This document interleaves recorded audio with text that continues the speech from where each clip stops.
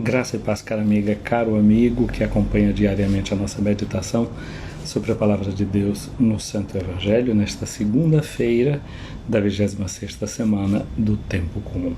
Iniciemos essa nossa meditação em nome do Pai, do Filho e do Espírito Santo. Amém. Vinde, Espírito Santo, enchei os corações dos vossos fiéis e acendei neles o fogo do vosso amor.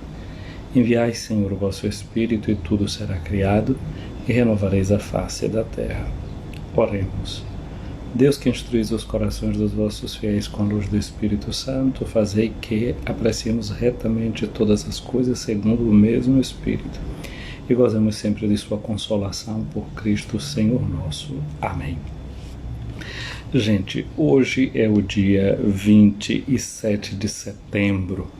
No calendário da igreja, hoje nós celebramos São Vicente de Paula. São Vicente é um santo que fundou uma congregação, não é, chamado esses padres da missão, os chamados vicentinos, os chamados lazaristas, não é? Por detrás do nome lazarista a gente lembra logo Lázaro, porque antigamente os leprosários era chamado de lazaredo, o lugar onde ficavam pessoas, né, com a marca da lepra, por causa daquela parábola de Lázaro e do rico que dava banquetes todos os dias.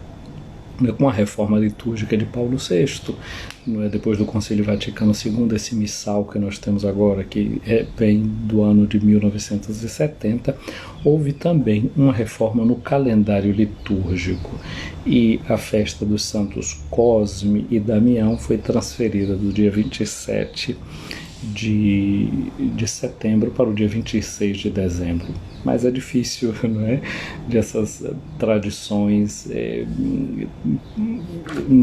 amadurecerem e convencerem as pessoas. Então, por conta disso, não é, as pessoas, popularmente falando, se recordam o dia de hoje como o dia de São Cosme e São Damião, e não o dia de ontem, de acordo com o calendário litúrgico. Como ontem foi domingo, não é, a gente se concentrou na meditação do texto do Evangelho, pouquíssimo falamos de São Cosme e de São Damião. Quem é São Cosme e São Damião? A primeira coisa que talvez a gente deve esclarecer é que Cosme e Damião não eram crianças. Cosme e Damião eram médicos, portanto homens de ciência, eram já adultos. A tradição diz que são dois irmãos, nada prova que fossem irmãos gêmeos, mas que eram irmãos e que seguiam o Evangelho de Cristo. E como médico, tinha uma coisa que era muito interessante: eles desenvolviam a medicina de forma gratuita. Isso é uma coisa muito interessante. Eles não cobravam nada.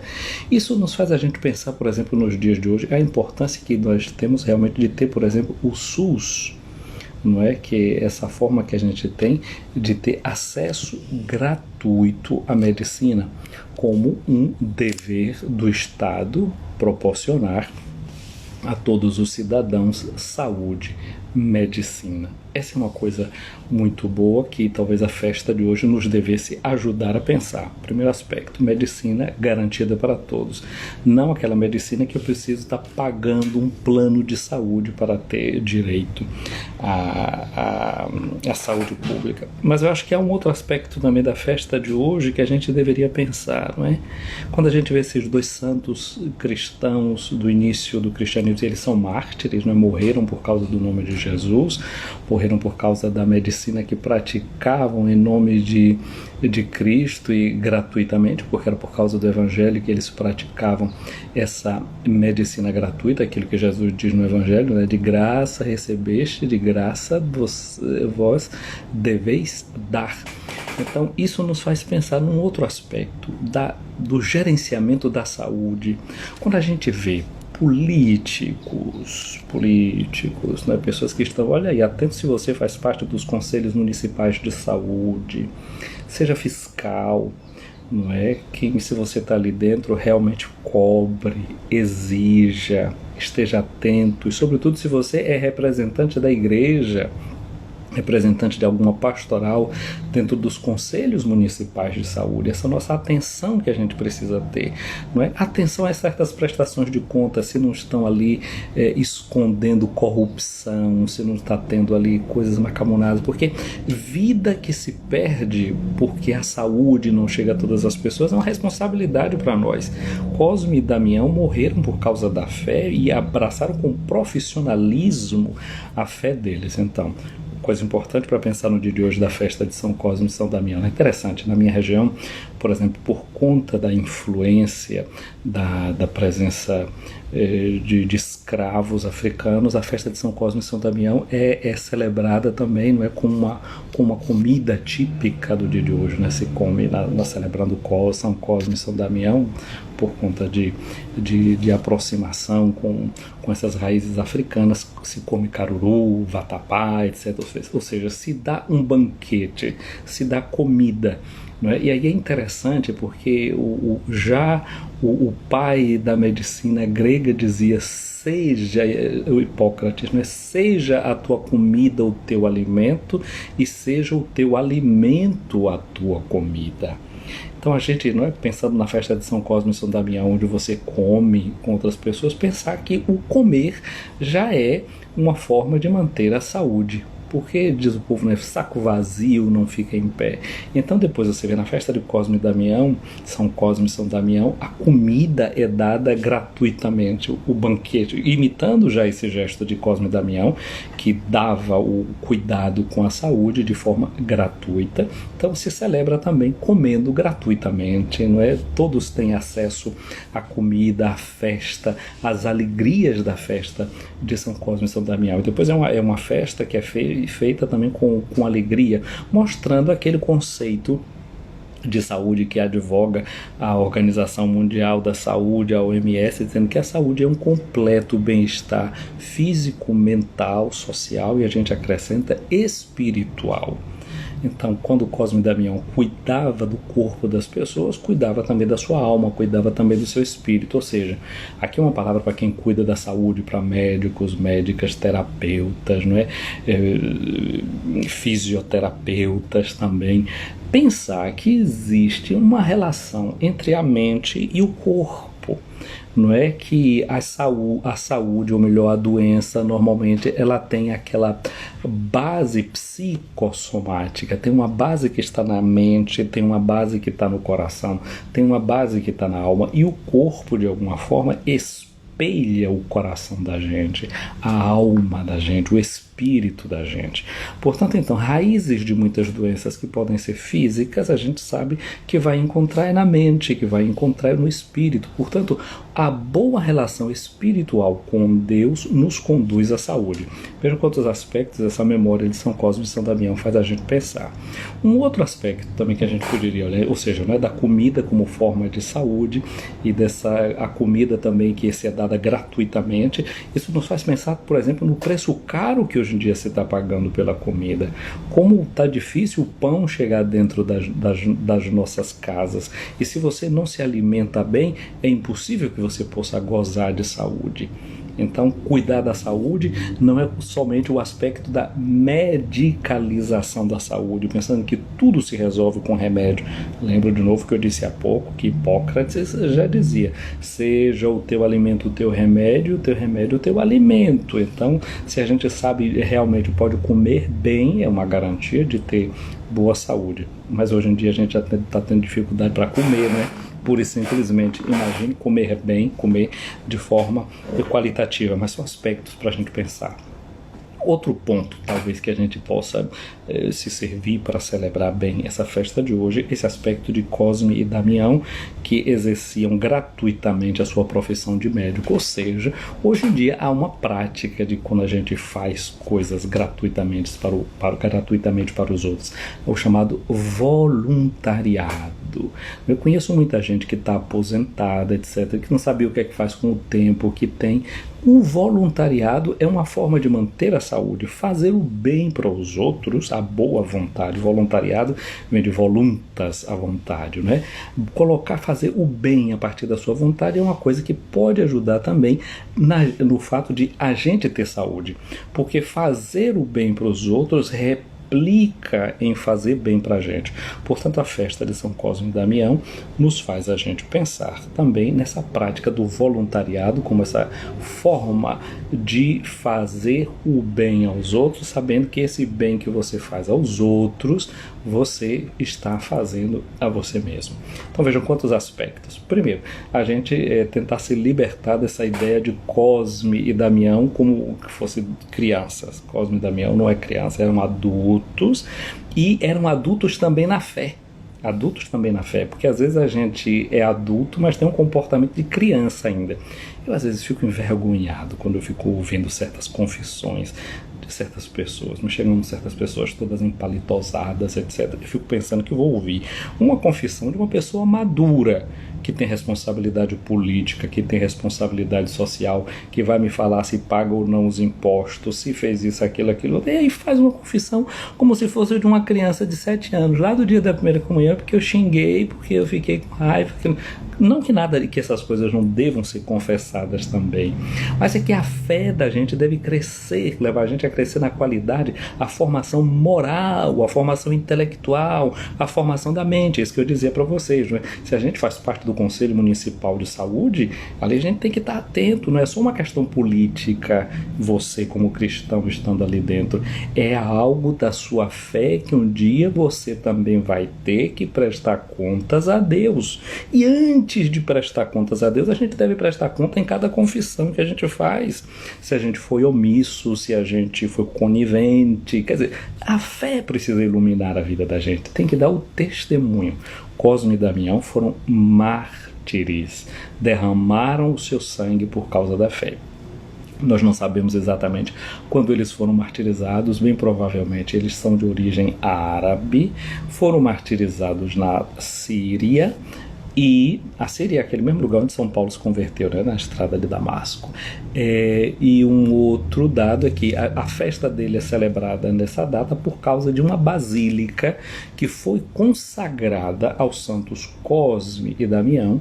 Aqui quem vem a Roma ou quem conhece Roma não é muito distante do Coliseu, naquela via do chamado Forum Romanum que dá para o Coliseu. Antes de chegar no Coliseu, depois de sair do altar da pátria, Piazza Venezia, indo na direção do Coliseu, do lado direito tem uma pequena basílica dos santos Cosme e Damião, que foi uma basílica consagrada a esses dois mártires, e a data da consagração daquela basílica é a data da celebração desses dois santos, que por sinal é uma basílica que foi construída em cima de um templo pagão, que era templo dos chamados Dioscoros, que os pagãos cultuavam como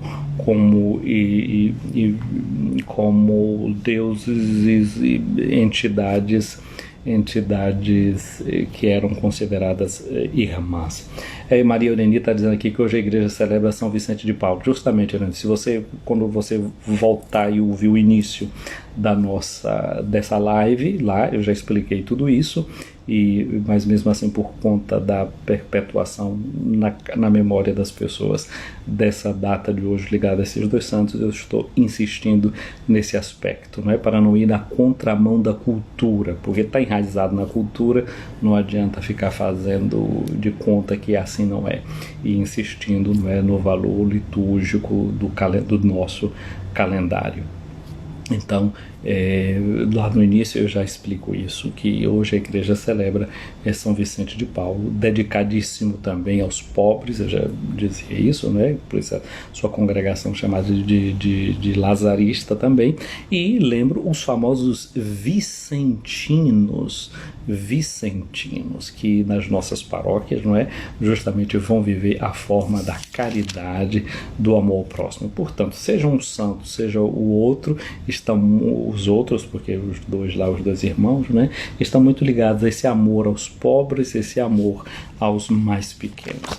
Passado esse capítulo de história, de devoção e de celebração da fé no calendário dos santos, podemos olhar para o texto do Evangelho de Lucas, que nós celebramos hoje, Lucas no capítulo 9, versículos de 46 a 50. A partir de amanhã, no capítulo 51, nós vamos ver Jesus que toma aquela séria decisão de ir até Jerusalém, onde ele vai morrer, onde ele vai entregar a sua vida, será a sua Páscoa. E na Páscoa, o que é que se faz? Na Páscoa se celebra a Páscoa com o sacrifício do Cordeiro. Não é? Lembrar que quando no Êxodo o Cordeiro Pascal era sacrificado para colocar, para ungir as portas da casa dos judeus, com o sangue do Cordeiro, e a casa era santificada, preservada. Agora vejam só, não esquecer disso, esse caminho que Jesus vai começar a fazer. O Eureni, depois eu vou ter uma piada para contar sobre esse negócio de chegar atrasado e falar, viu? Me lembra. Lembrar esse aspecto, né, que Jesus depois vai pegar o seu caminho e ir para a Páscoa. Mas a gente agora faz um passinho atrás, lembrando o que Jesus disse no sábado aos seus discípulos, que eles tivessem bem presente na mente deles aquelas palavras, que o Filho do Homem seria entregue, portanto, na mão dos homens. Portanto, Jesus está anunciando a sua morte. Não é que ele vai fazer a sua Páscoa, que ele vai morrer, crucificado. É o anúncio de Jesus, e que ele pede que os discípulos tenham nas suas orelhas, nos seus ouvidos. Continuamos agora aqui a olhar o texto de hoje, que é Lucas 9, 46 a 50. Houve então entre os discípulos uma discussão para saber qual deles seria o maior. Jesus está falando da morte dele, que ele vai morrer crucificado. Os discípulos estão discutindo entre eles para saber quem é o maior. E Jesus sabia o que é que eles estavam pensando, aí pegou uma criança, colocou junto de si e disse para eles, pegou uma criança, abraça a criança, coloca perto dele. A palavra criança em grego se diz paidion e em latim puer. Agora, seja uma palavra ou a outra, já disse isso a vocês, pode ser traduzida na nossa língua como servidor, paidion ou puer, servidor ou servo, alguém que é o empregado da casa, alguém que está dentro da casa e está ali não por causa do sangue, mas por causa do serviço que ele presta. Agora, lembra uma coisa, Jesus não falava latim, nem Jesus falava grego. Jesus no dia a dia falava aramaico. E em aramaico existe uma palavra para dizer servo, que é a mesma que serve para dizer cordeiro. As palavras são ali, se tocam. É tuliá. Tuliá significa o servo ou cordeiro. Quando João Batista aponta para Jesus e diz: eis o Cordeiro de Deus que tira o pecado do mundo, que carrega o peso do mundo, e quando ele diz cordeiro, é a mesma palavra que serve para dizer o servo, que a gente vai ouvir no cântico de Isaías, o servo de Javé. O servo de Javé é aquele que foi vilipendiado, a barba foi arrancada, escarraram nele e ele carregou sobre si o pecado de toda a humanidade. Vai dizer Isaías que ele nem tinha mais a forma de um homem, parecia um verme. Então, o eco, porque Jesus fala nessa língua aramaica, quando ele pega uma criança, coloca ali no meio, a palavra equivale a dizer que é como se fosse aquele cordeirinho, aquele menino lembra esse cordeirinho, não é, de que Jesus já tinha anunciado que seria ele na sua morte, que seria entregue na sua Páscoa, como sua Páscoa na mão das autoridades. E aí Jesus diz assim: quem recebe esta criança, portanto, quem recebe este servo, este pequenino em meu nome, está recebendo a mim. Receber alguém no nome, a gente conhece essa questão do valor do nome, não é? Quando a gente diz que alguém um juiz age em nome da lei, um funcionário público age em nome do Estado. Agir no nome de alguém significa agir com aquela força de representação. Às vezes uma pessoa pode tomar você por uma outra, confundir a gente. Quando a gente confunde uma pessoa com outra, a gente confunde desde o ponto de vista físico.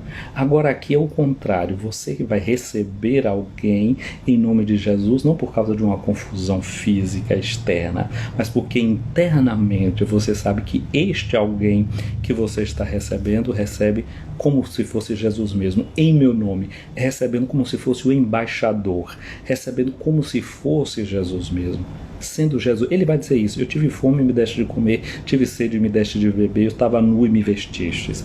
Então nesse pequenino, nesses que são os servidores, aqueles que estão muitas vezes servindo a gente deve receber o próprio Jesus. E esta é a metodologia para sair desse mecanismo da disputa, porque eles estavam ali disputando para saber quem era o maior, estavam discutindo para saber quem era o maior. Gente, esse é um grande problema nosso, porque na medida que a gente está querendo saber quem é o maior, a gente começa a ter medo do outro.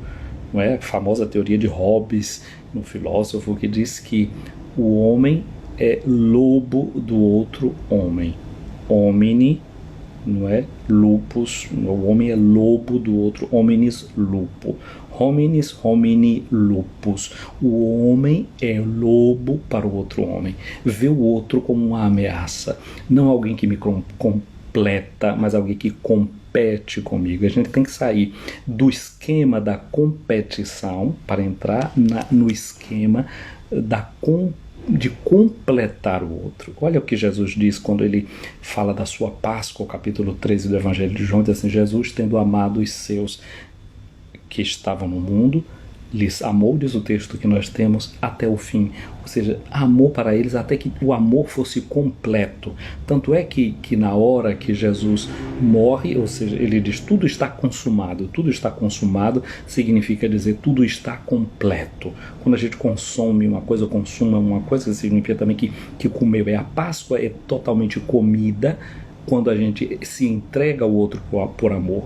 Quando o outro a gente não vê mais como um lobo, uma ameaça, mas quando a gente vê o outro como ovelha de um mesmo rebanho, que segue um único modelo, que é Jesus, que entrega, que dá a sua vida pelos outros, como fizeram São Vicente de Paulo, que celebramos no dia de hoje, como fizeram Cosme e Damião, cuja memória foi ontem, mas na tradição popular está muito bem vivo, também recordado no dia de hoje.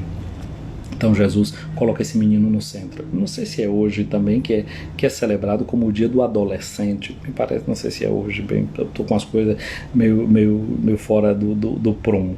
Mas de todas as formas, se é hoje, então é uma forma de fazer ecoar vendo essa criança, esse servo aqui no meio, lembrar também disso dentro de nós, essa capacidade que a gente tem que ter de recuperar a nossa infância espiritual, porque no fundo a criança é aquele que é o dependente, que depende do outro, cuja vontade nem sempre é levada em conta. Então ser como criança é colocar sobre tudo a vontade de Deus, a vontade de Jesus acima de tudo.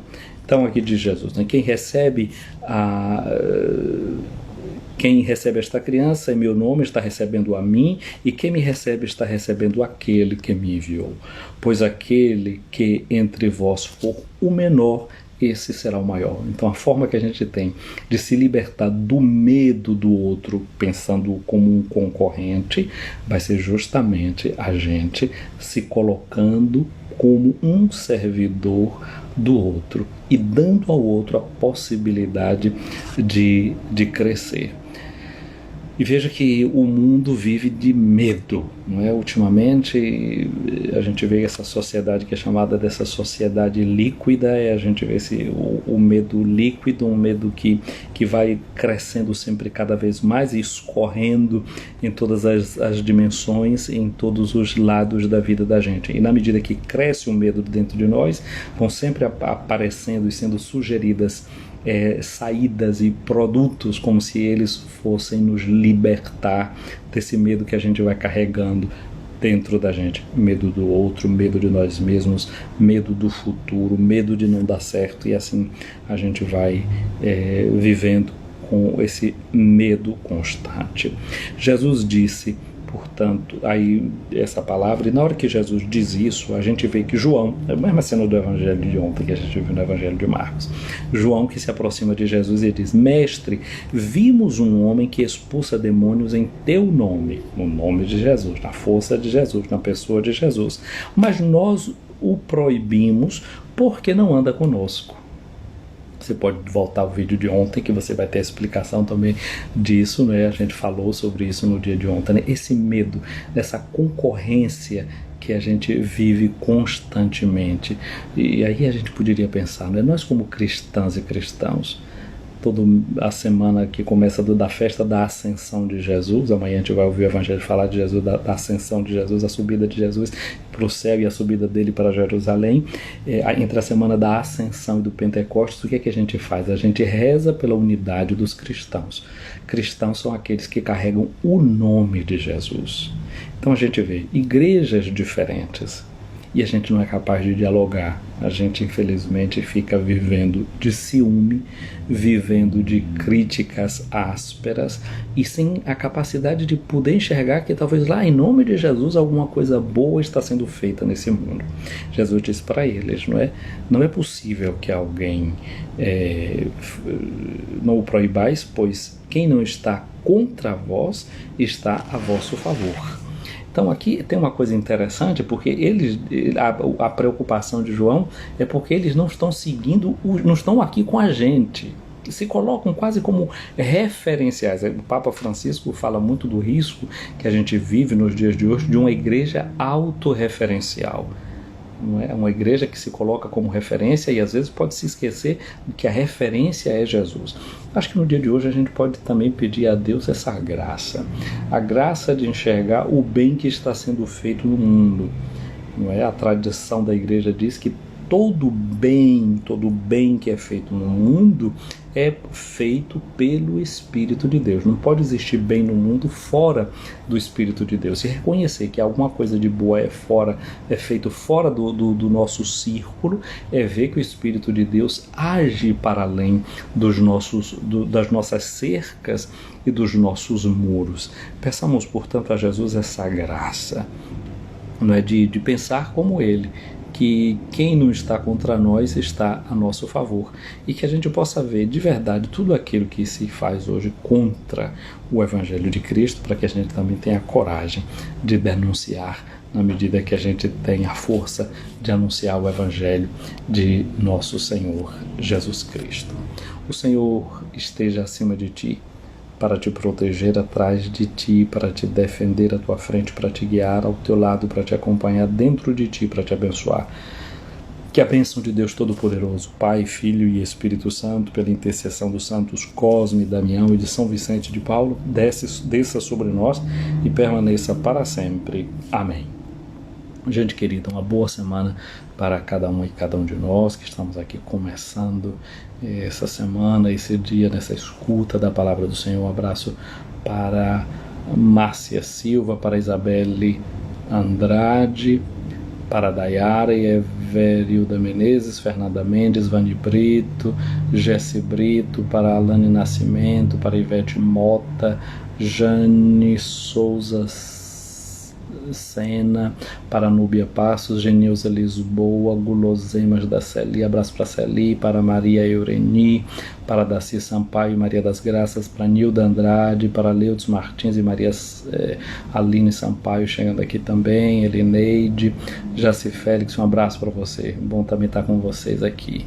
Mima Costa, um abraço para você, Cláudio Queiroz, Bia Cláudia, Maria das Graças, ela pede a nossa oração pelo seu filho, né, e a bênção para esse seu filho que hoje aniversaria. Deus abençoe ao pequeno aí, ou ao adulto, não sei. Ruzia Soares, abraço para ti também, para George, então eu acho, né?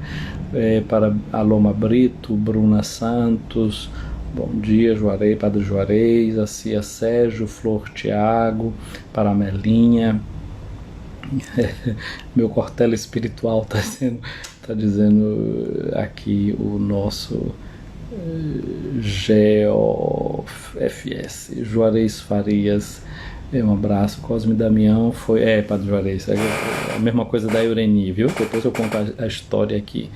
Hoje é no sincretismo.